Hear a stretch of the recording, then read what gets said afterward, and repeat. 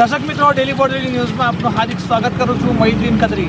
દર્શક મિત્રો, વાત કરીશું બોડેલી ઓરસંગ પુલ 3 દિવસ માટે સંપૂર્ણ વાહન માટે બંધ કરી દેવામાં આવ્યો છે। તમે જોઈ શકો છો અત્યારે રોડ બંધ છે તેનું બોર્ડ મારી દેવામાં આવ્યું છે અને હાલ તમે જોઈ શકો છો કે જે પ્રકારે આજે છોટાઉદેપુર જિલ્લાનું વડું મથક ગણાતું બોડેલી અને વેપારી મથક ગણાતું ઓરસંગ પુલ કલેક્ટરના આદેશથી રોડ બંધ કરી દેવામાં આવે છે। લોકોને અહીંથી જવા માટેની મુશ્કેલી પડી રહી છે। અત્યારે આ ભાઈ અહીંયા આવ્યા છે, શું કહેશો ભાઈ? અત્યારે 3 દિવસ માટે રોડ બંધ રાખ્યો છે। શેના માટે બંધ રાખ્યો છે? 3 દિવસ માટે।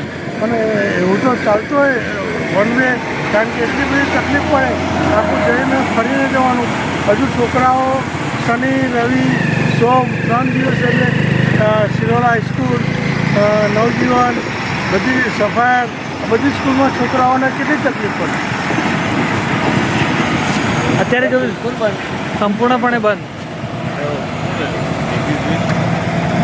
હાલ તમે જોઈ શકો છો કે જે વાહન ચાલકો છે તે બધા અટવાઈ રહ્યા છે।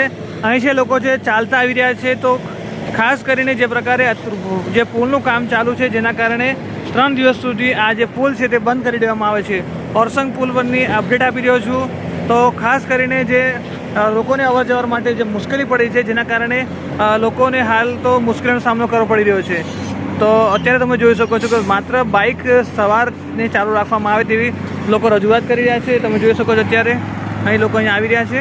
તો અત્યારે પણ કલેક્ટરના જાહેરનામા અનુસાર અત્યારે ઓરસંગ પુલને બંધ કરી દેવામાં આવ્યો છે। વધુ અપડેટ જોવા માટે ફેસબુક, યુટ્યુબ, ઇન્સ્ટાગ્રામને ફોલો કરવાનું ભૂલશો નહીં। ધન્યવાદ।